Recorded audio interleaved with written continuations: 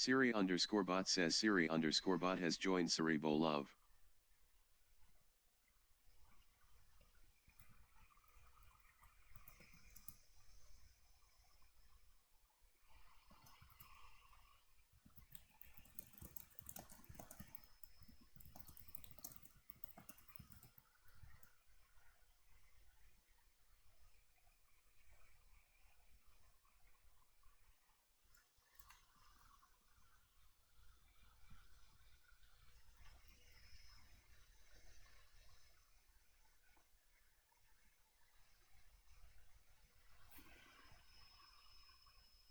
Where did I put my NAND game?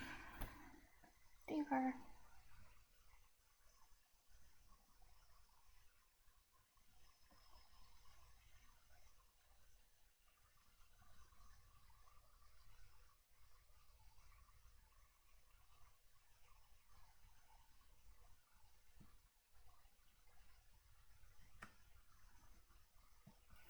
Okay, you can now store a single bit of data.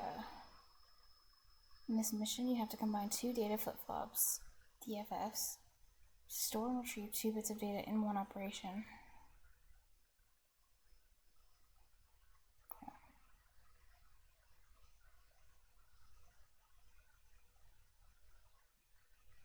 What makes something 1 operation versus 2 operations, honestly?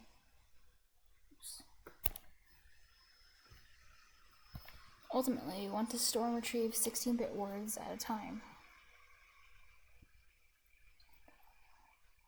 But if you figure out how to store 2 bits, well, yeah, because 16-bit thing is called a word, right? 8 bits is a byte. A byte, word, then there's double word. Okay. But I kind of forgot, is double word 2 times the size of a word?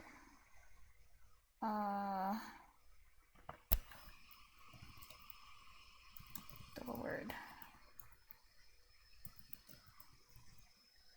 I can't spell. 8 bytes. 64 bits. Okay, NAND game, move it over here.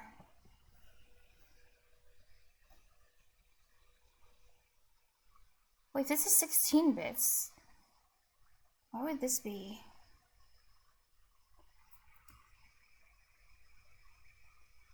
Oh. Oh. Okay.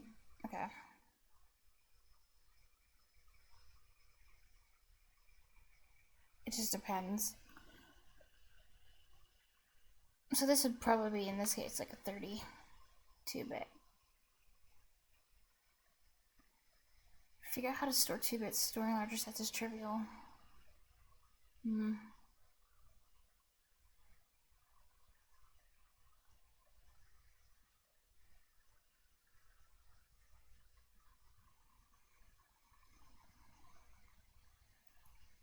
2-bit DFF component works like a data flip-flop, except 2 bits, D1 and D0, stored in a minute instead of 1.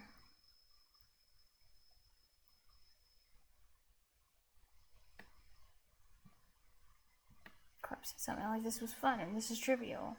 Will it be?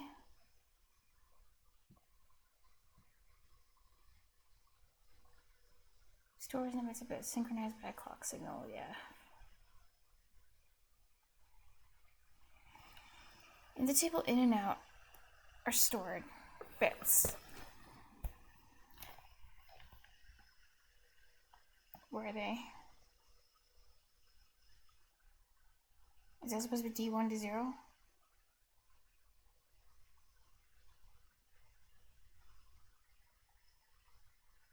It's supposed to be out.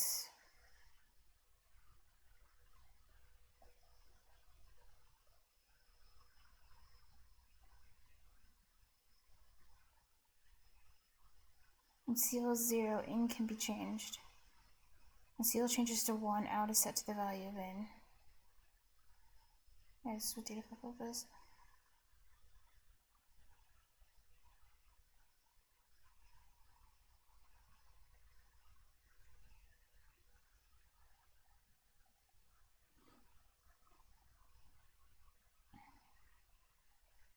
It's not to n. So into 0.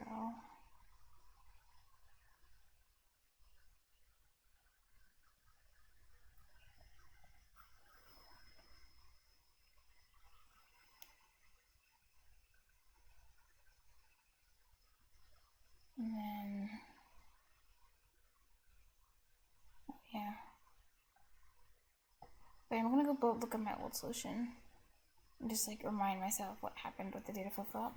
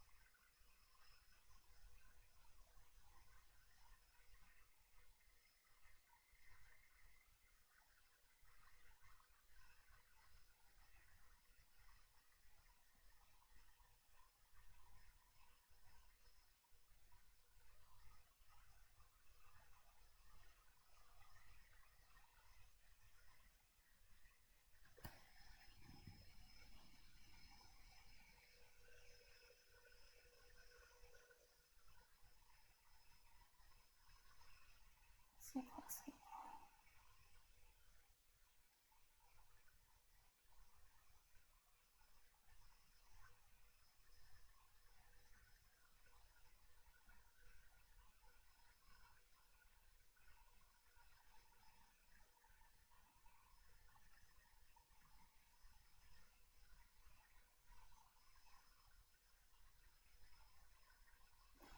Yeah, the explanation that they give later on about the data flip-flop with it like, oh, it stores 1 when ST is 1, but it doesn't output it, is like super misleading. At least like, it's misleading because in this case, it's like, it doesn't store anything, actually. Until this bit goes from 0 to 1, so I don't know, I'm just saying that.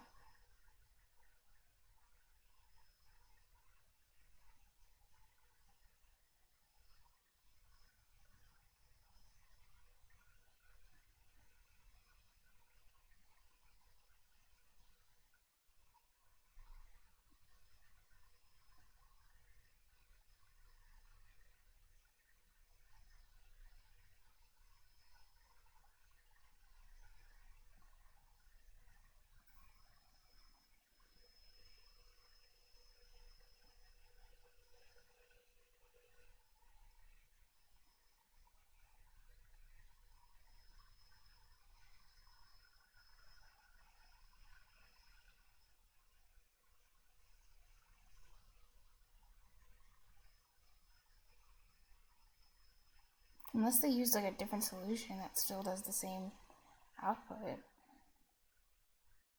I think so.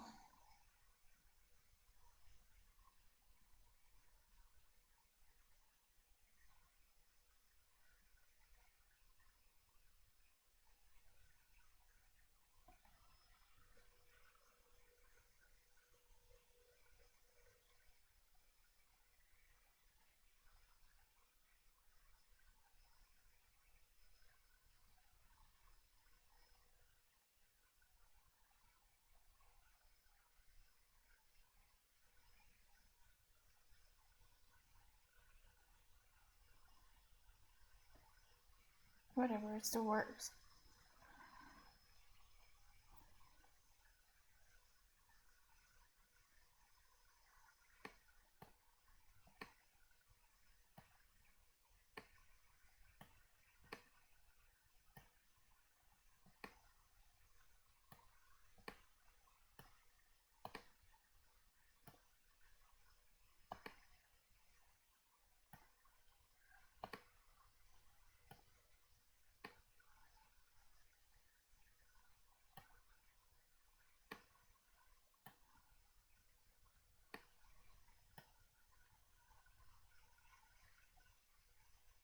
Okay, actually, the corp did not lie. This was actually really easy and straightforward.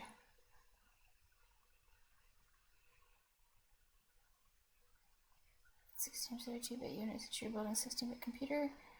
16-bit storage unit called register has been generated and added to your toolbox. Oh.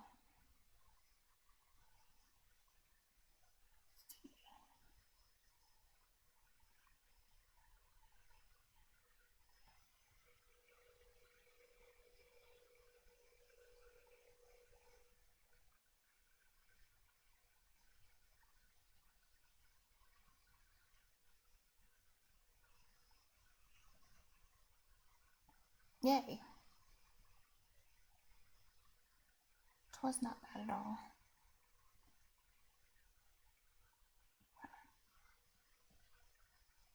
Yo, me. Of me says Okay. 07.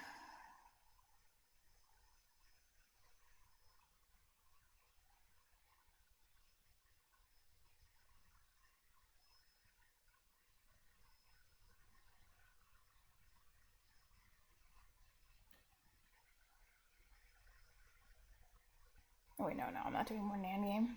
That's it.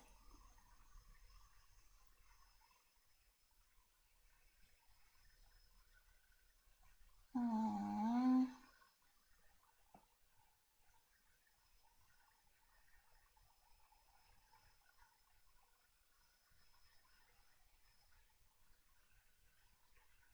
think I was reading Unity Learn.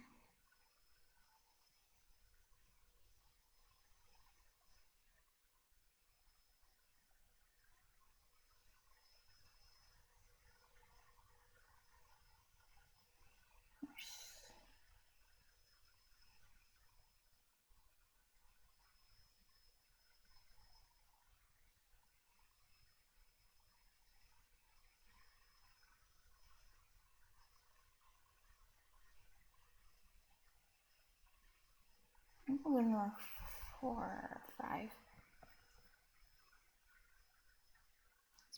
Interface. Oh. Jump into your first Unity scene, familiar yourself with the main editor windows. I'm not gonna read the extra stuff. Unless I need to. Actually, some of these things might be kind of useful a little bit. Whatever. Living the saving scenes. Scene view navigation. This one in particular, actually, I might look at this one. Game view, save work.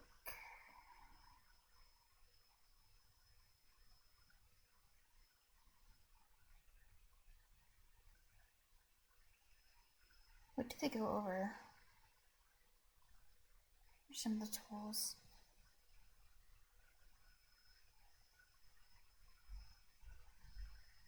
This one's for Pam. Oh, later on there's a tutorial for 3D seed navigation.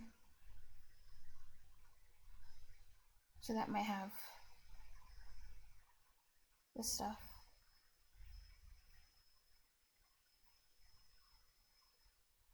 Oh, cute. They have a new thing.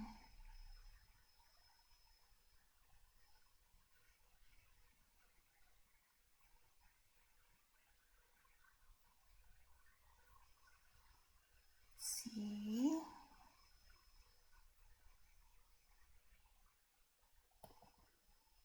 There's some of the stuff.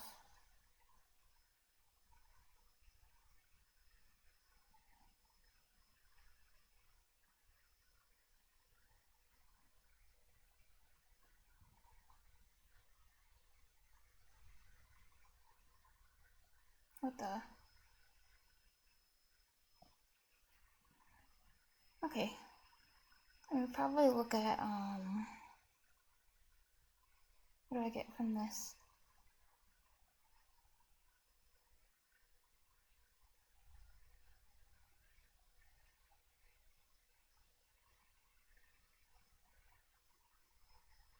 I'll keep this open. Then after I'm done with the navigation or whatever, then I'll come back and like look at this and make sure I have all the stuff. And then I'll like copy and paste the stuff for the movement.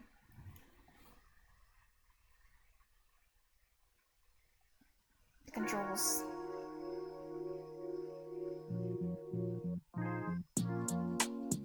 In this first series of tutorials, you'll master the essentials of navigating in the Unity editor.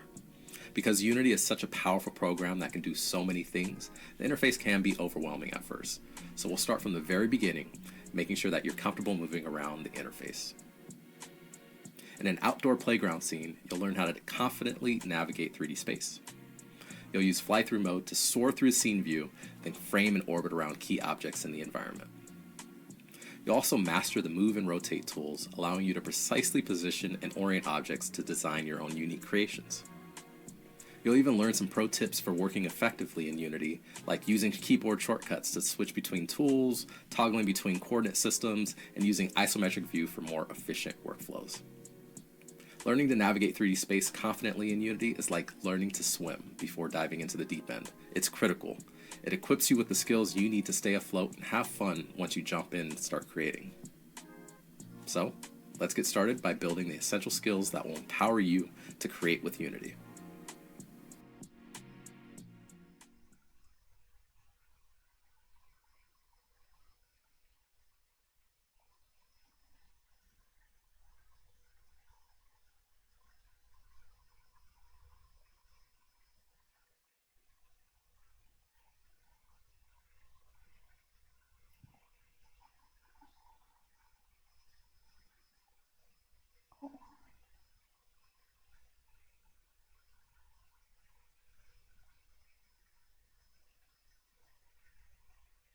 For a second, I thought this was a video. I missed it. I was gonna say, one of the, honestly, most frustrating things about Unity, when I used it before, is it's like, the tools are like annoying to use. Like, flying through 3D space, it just does not feel good the way they have it set up. Like, cause you end up having to make a lot of like minor adjustments. If I remember correctly, instead of just like moving forward, it would like, depending on like how we were facing, you would like go down, so then you have to like readjust and go back up again because now you're too far down. It was kind of annoying. Where am I here?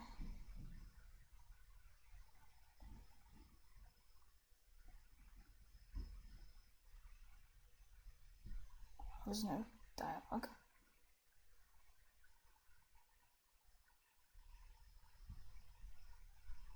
Project window for you to find all the files and assets available for use in your project. So it's got a project window. Oh, it literally says project too. Whether you use them or not. Project window works like a file explorer organized in folders. You can view the project window's access as large icons on a more compact list. So to the bottom corner of the project window. Yeah, so yesterday I did have to look this up because I forgot how to like make them smaller and like see the list view. So I had to like Google it because I forgot. And if you don't see the slider, select the project window's more menu and select 2-column layout. Where's the more menu? Oh, 3 dots. Menu. Dark Snipers 93 says I can barely hear you. Oh, really? Oh, I think you just need to turn your volume up, maybe? I think that's what it is. At least from OBS's standpoint, it looks like the audio is like good. Me says audio is okay. Yeah, I think you need to either turn your volume up or it could be something going on with the speaker or something. I don't know. Maybe. Like 2-column layout. Drag the slider all the way to the left to see the assets in the list. This view's nice. I really like this view a lot, actually. This way, none of the assets' names get cut off. This will be easier for now. In the assets folder, open Unity Essential Scenes. And double-click Starter Scene to open it. Above the project window, in the center of the editor, you'll see a robot standing on the left side of a big white platform in front of a beautiful blue sky, along with a collection of other objects. Yeah, I might not actually use this Unity project for right now.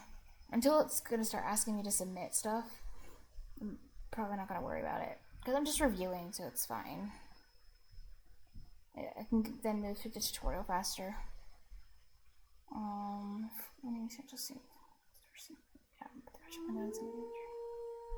thank you, whoever Gil. Who was standing on the side of the big white platform? Yeah, it makes sense. What did they say about the 2-column layout? I see.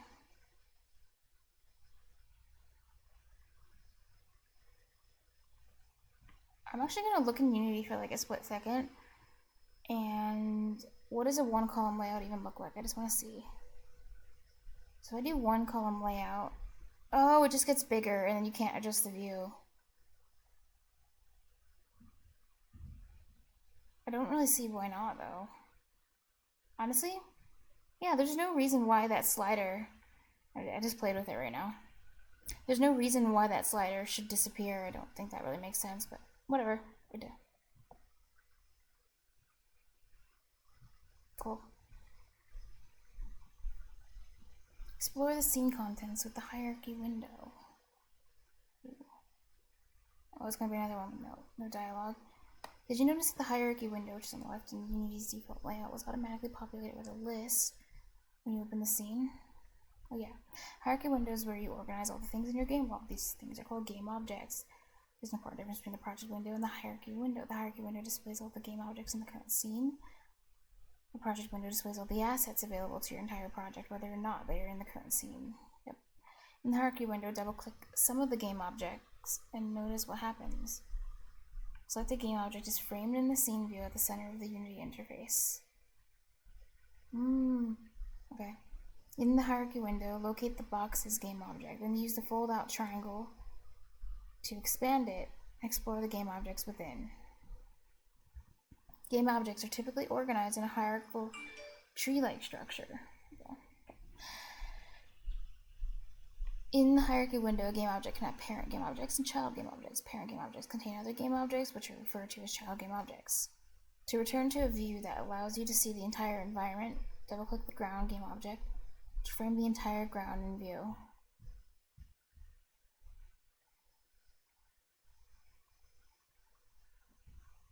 Okay. Don't need to do this. I'll just look at the video. It's good enough.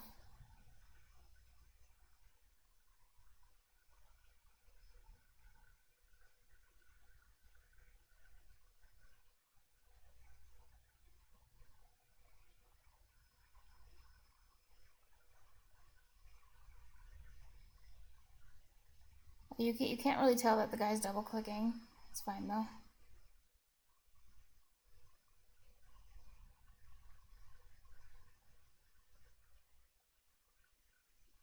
Nice.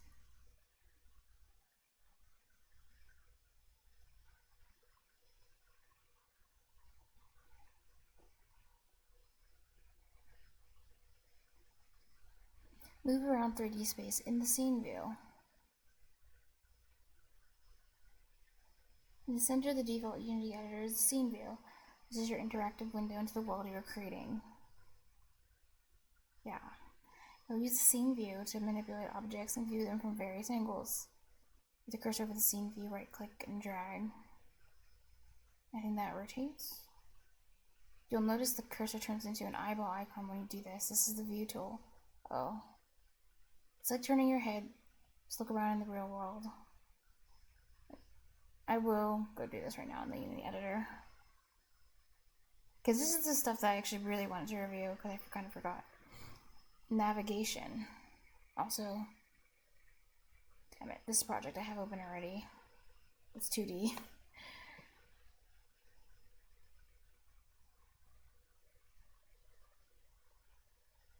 That should be fine. You can switch it to 3D view, I think. You just like click on the button now. There we go. See, now I'm in 3D view. Now I can practice. Okay, right click, eyeball. Right up.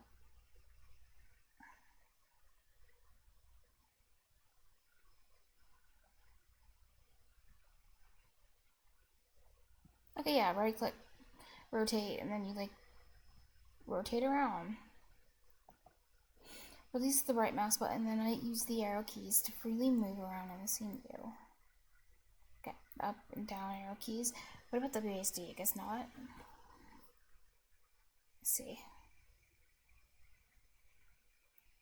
No, you can't use WASD. Okay. Left, right. Okay.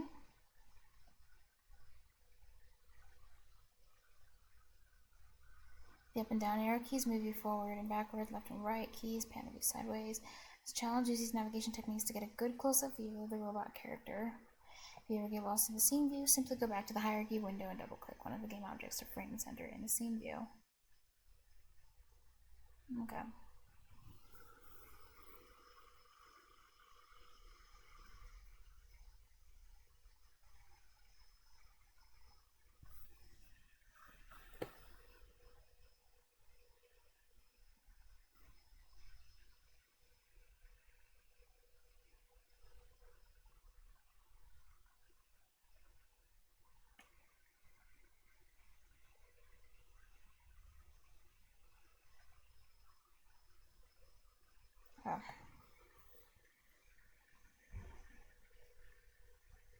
Use the pan tool. By default, there's a floating toolbar in the upper left corner of the scene view. These are the main scene view tools. Left corner. Yeah, I see it. I'm trying to remember if those are always on the side or if they used to be on the top. Whatever. These toolbars include buttons and settings that allow you to select and adjust game objects and change the way your scene is displayed. There are also a number of toolbars above the scene view for now. Avoid clicking on those tools. These selections can't be undone, and it can be hard to know how to reset your settings. Oh.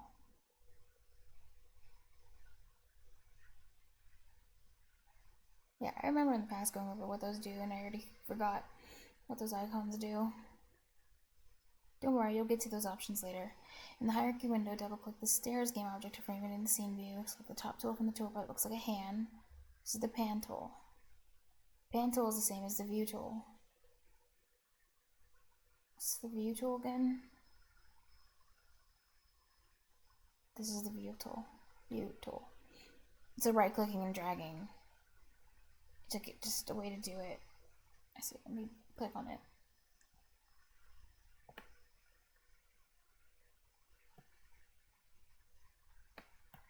Wait, what? I don't think that's the same at all. Because here it lets you drag up, down, right, left. But, it's not about, it doesn't have you rotate. It has you,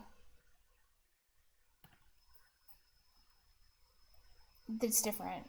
They're not the same.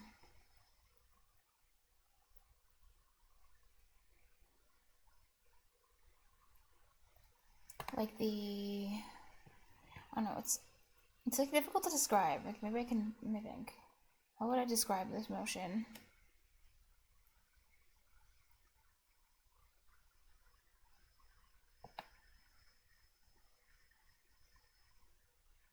Pan tool doesn't let you go forward and backward. It lets you go up, down, right, left, but not forward and backward. Like forward and backward, that's what the arrow keys would let you do.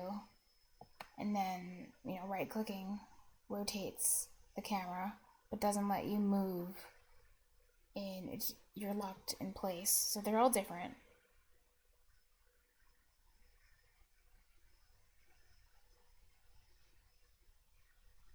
Where was I? It's the pan tool. With the pan tool selected, left click and drag in the scene to view, in the view to pan side to side.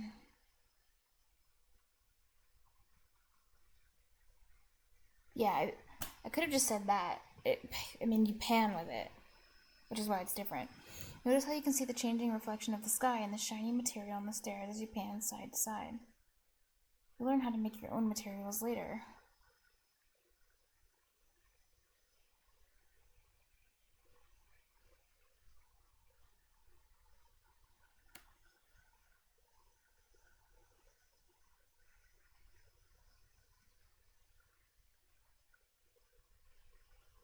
Yeah, it is shiny. Nice. Enter play mode in game view. Oh, clear follow, thank you. So nice of you. If the scene view is like a movie set, then the game view is what you see through the camera. It's what the end user of your experience will see. Okay. When you enter play mode to test your application, you will automatically be taken into the game view. By default, the game view will appear in the same area of the editor as the scene view. When you exit play mode, you'll automatically be taken back to the scene view. Oh yeah, something I should do later. So in the settings, you can actually change the color of the editor based on if you're in game view or scene view, which is helpful because sometimes when you forget to, when you play in game mode and then you don't like stop it, like go back to scene view, and then you try to edit something, it doesn't save your changes, so you just lose everything you just did. But you didn't know that you were in game view because the editor looks the same, so you can make it like so it's like purple or something, and then you know none of your changes will be saved. So I should do that, because that was always an issue. It was really annoying. I was like, damn it, I forgot I was in game view.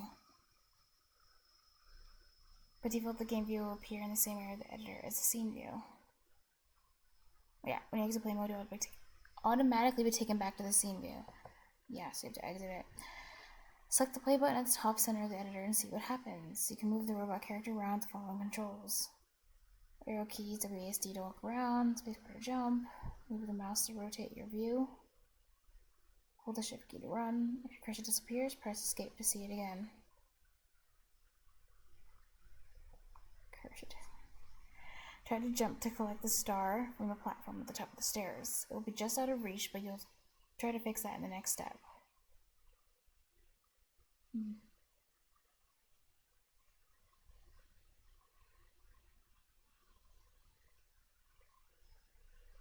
When you're finished with play mode, now I'm kind of curious about this cursor disappearing. Like, is that like intentional? Why would they do that? Maybe I should open the project. I don't know. I mean, my cursor always disappears, but it's because my driver is bad. Anyway. Finish with play mode, press the play button again to exit play mode and return to the scene view. It's crucial to exit play mode when you're done testing. It really is. They're not wrong. If you remain in play mode, none of the changes you make will be saved. Yeah, they don't get saved. It's so annoying. It is the worst.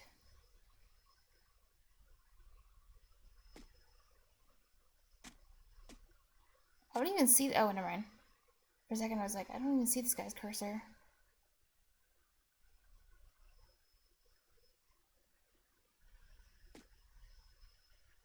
Oh, it's at the top.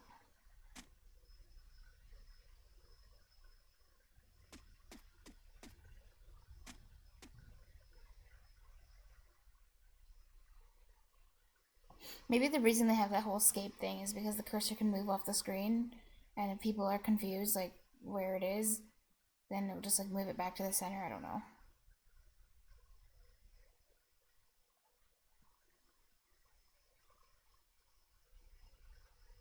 Edit the game objects properties in the inspector.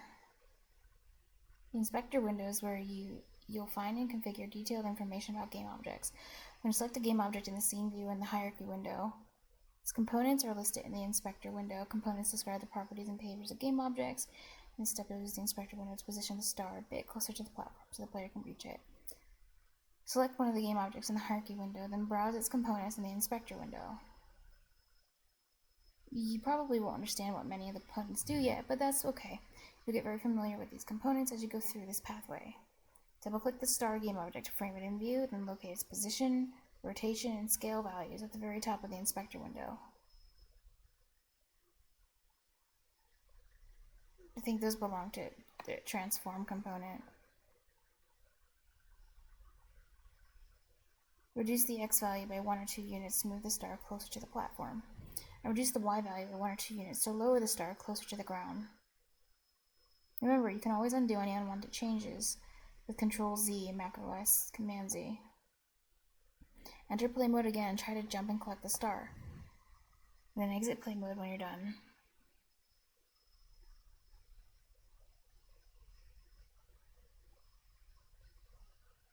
Let's see, transform.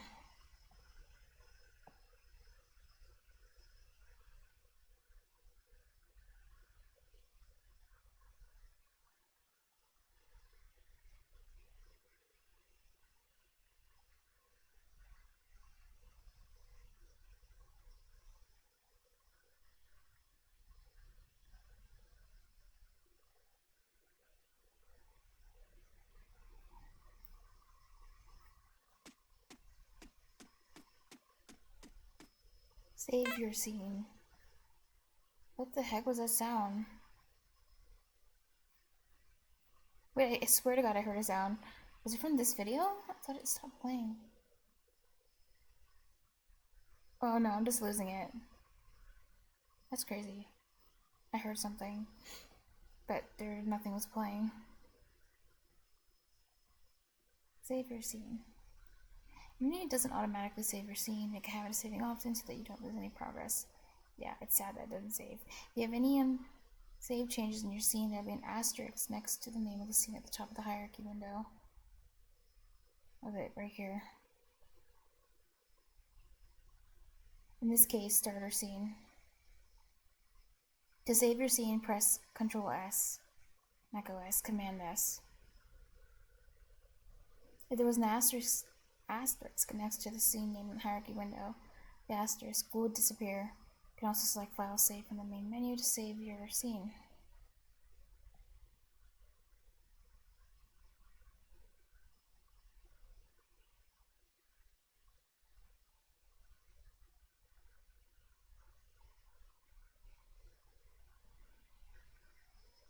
I don't know why, but I think it's like interesting that the one they're showing in the official videos, it's like Mac.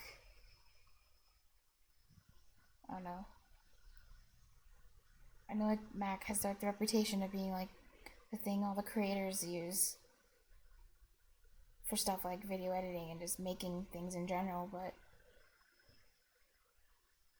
in general, the people who play games are like on Windows or using Windows or an emulator or whatever.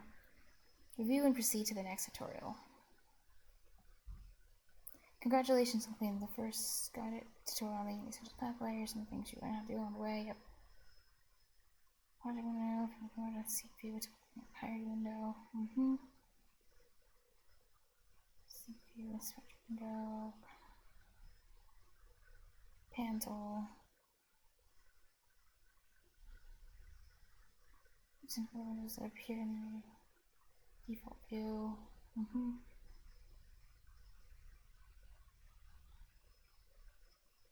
What a playground scene. Yeah, I might. Yeah, no, I might not actually.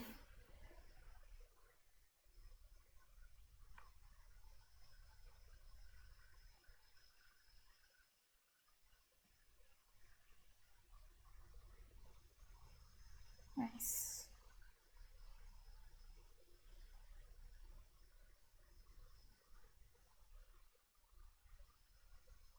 Yeah, I like this new version of the tutorial better than the old one. This was really good. Ellie_B314 says yo yo yo. Okay too. Ellie, yo yo yo. So let me guess.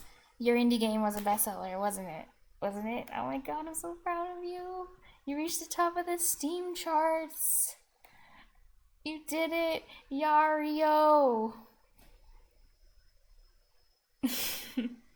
Me says Verilog. Me just like Verilog. That's Ellie.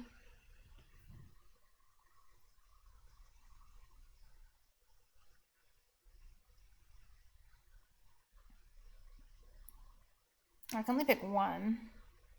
I'll go with this one. I guess I really like the new structure of this is really good actually. Oh, I didn't mean to like go on to the next. Whatever. It's fine. Alright.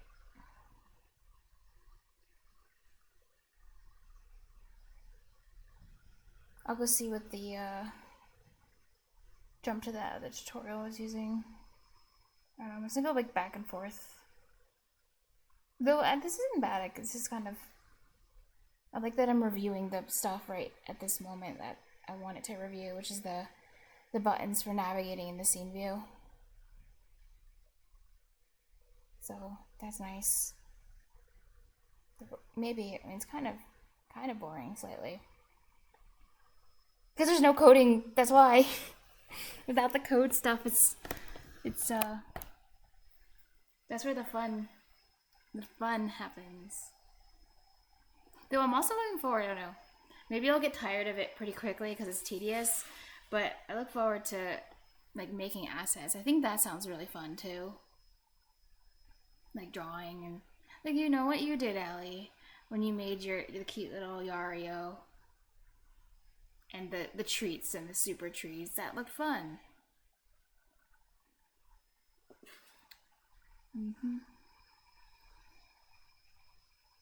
Maybe in the future, like, if I start doing that, start drawing and stuff on stream, maybe we could draw together. We could have like a friendly contest where we try drawing the same thing. That would be fun. Anyway,